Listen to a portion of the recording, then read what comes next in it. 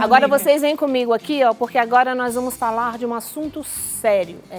Vamos falar de tráfico de pessoas. Quais são os riscos que você e eu corremos, né, nesse mundo cibernético aí? O que nós precisamos fazer para nos prevenir do que acontece de fato nesses golpes? Estamos recebendo aqui a nossa querida Eliana Passarelli, é assim mesmo que pronuncia, doutora Eliana Passarelli, supervisora técnica dos programas de defesa da cidadania da Secretaria de Justiça e Cidadania.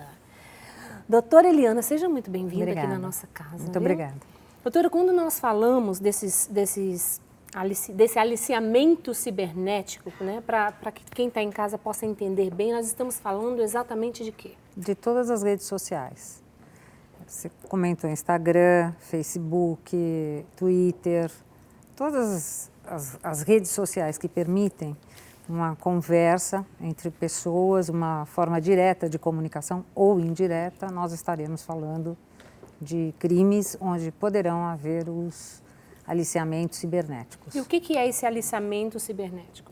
É uma forma de seduzir a vítima sem que ela perceba que, na verdade, ela está, né, ingressando num sítio muito perigoso, que é exatamente a possibilidade dela ser traficada.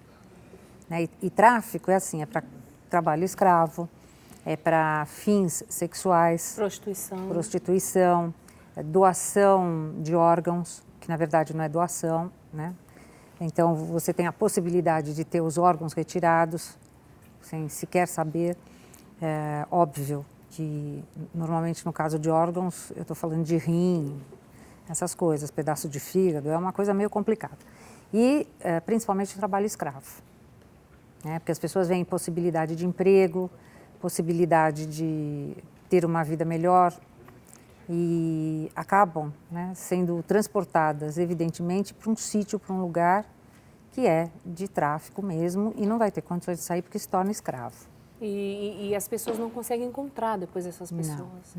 Não se consegue encontrar, são casos muito graves. Toda vez que a gente olha e vê o desaparecimento, né, de um jovem ou de uma jovem, imediatamente a gente fala assim, ai, mas que sem juízo, saiu de casa, não comunicou mãe, não comunicou pai. Não é real, não é real. Né?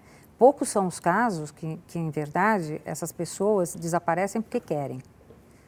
Normalmente, num primeiro momento, há uma sedução de trabalho, há uma sedução de mudança de status, às vezes até uma promessa de casamento, né? E, ao final, são pessoas que se tornam traficadas. São pessoas que se perderão no meio do mundo e dificilmente a gente conseguirá encontrar. É muito sério isso, né, muito, doutor? Muito sério. E assim, eu pergunto, no Brasil, existe muita incidência desse tráfico de pessoas? Existe. Em São Paulo nós estamos combatendo muito fortemente. O secretário de Justiça, doutor Paulo Dimas, deu prioridade ao tráfico de pessoas, né? Tráfico de órgãos, tráfico de tecidos humanos. Então, há todo um combate junto com a Polícia Federal, junto com a Polícia Civil, a própria Secretaria. Então, há um trabalho muito forte para que isso não ocorra.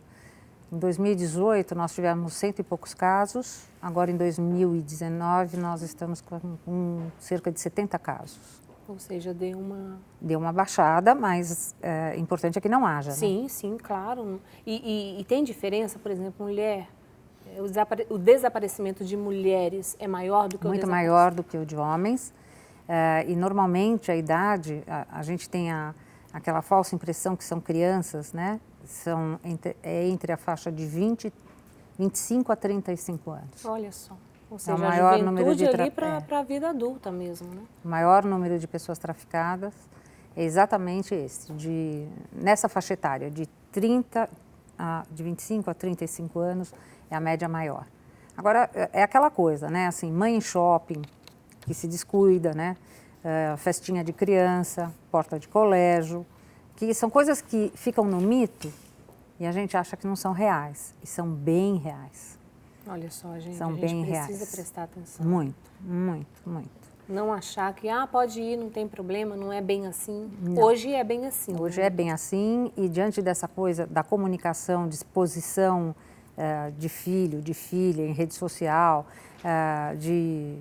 vamos fazer então, serei modelo para fazer uma publicidade, uma propaganda.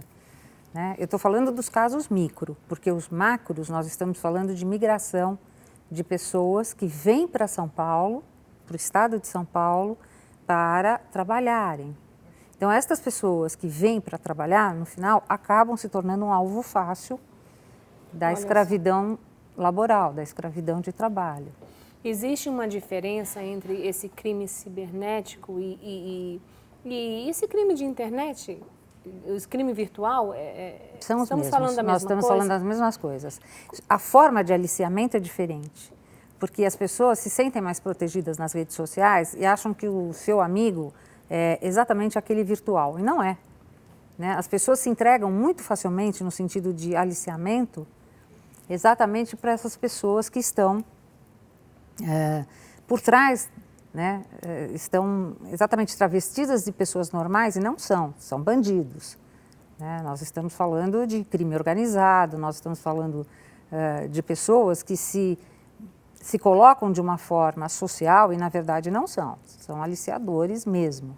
E como que a pessoa, né, nós, podemos nos proteger desses crimes? Quais são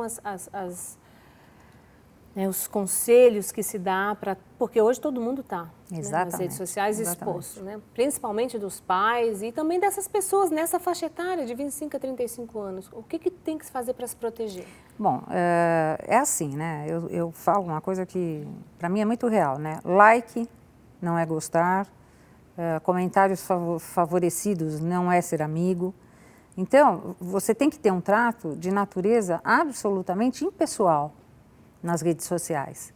Claro, você pode ter um trato pessoal com quem você conhece, com quem é seu amigo. Você já viu, conversou, né? Exato. Não, você materializa, né, a Sim. pessoa e você conhece. Agora, as pessoas que a gente não conhece, as pessoas que a gente não sabe nem de onde vieram, e sites, né, sedutores no sentido de, olha, você vai ter um emprego maravilhoso, você vai trabalhar num navio, você vai... Não é verdade, não é verdade. E, infelizmente, ainda os nossos jovens, eles buscam por um futuro melhor, mas não é no estudo, é exatamente a forma fácil, digamos assim, entre aspas, de se ter algum tipo de vida melhor, com menos trabalho. Não é real, não é real. Não existe almoço Não. grátis. Exatamente. É algo que meu marido vive dizendo e é uma realidade. Não existe almoço grátis.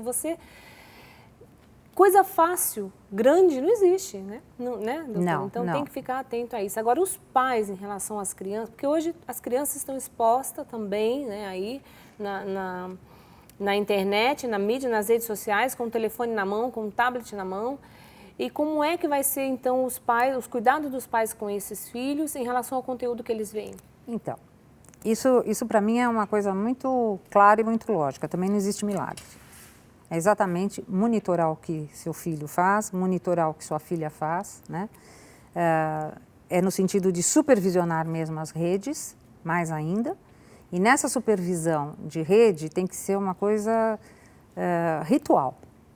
Hoje eu vejo, daqui uma semana eu verei, daqui outra semana eu deixo passar. Né? É uma amiguinha da escola. Não esqueça que esse amiguinho da escola tem 50 anos de idade e é um aliciador. Né? Então, eu acho que isso é muito importante. É o fato das pessoas terem para si a responsabilidade e não deixarem para terceiros essa responsabilidade. Então, o pai, a mãe, enfim, eles devem e têm que estar seguros, né? No sentido de onde seu filho está entrando. Me parece que o Instagram agora vai determinar que menores de 13 anos não possuem contas, o que eu acho muito salutar.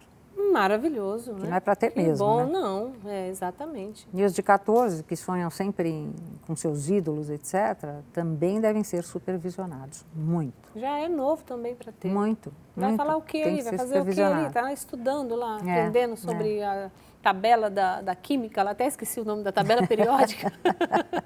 Não é mesmo, doutora? Verdade. A gente vai continuar aqui conversando sobre isso. Se você tem dúvidas a respeito do assunto, pode enviar para nós aí a sua questão. Vai lá no nosso Facebook, deixa a sua pergunta, tá bom? Se você já passou por isso, também pode partilhar conosco. Vou dar um recadinho, doutora, e a gente já continua.